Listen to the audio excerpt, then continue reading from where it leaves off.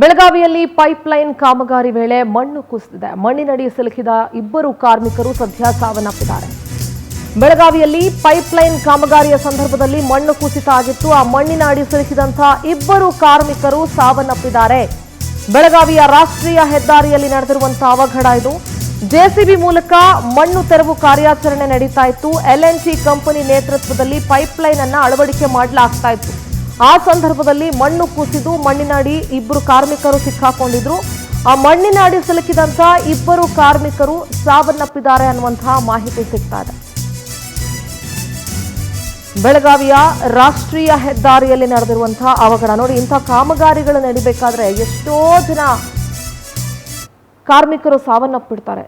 ಒಂದೊಂದು ಕಡೆ ಒಂದೊಂದು ರೀತಿಯಾದಂತಹ ದುರಂತ ನಡೆದು ಬಿಡುತ್ತೆ ನೋಡಿ. ಇವತ್ತು ಮೆಟ್ರೋ ಕಾಮಗಾರಿ ನಡೆಯುವಂತಹ ಸಂದರ್ಭದಲ್ಲಿ ಬೆಂಗಳೂರಿನಲ್ಲಿ ಒಬ್ಬ ಆಟೋ ಚಾಲಕ ಸಾವನ್ನಪ್ಪಿದ್ದಾರೆ. ಇವತ್ತು ಮಣ್ಣಿನಡಿ ಸಿಕ್ಕಾಕೊಂಡಂತಹ ಇಬ್ಬರು ಕಾರ್ಮಿಕರು ಸಾವನ್ನಪ್ಪಿದ್ದಾರೆ.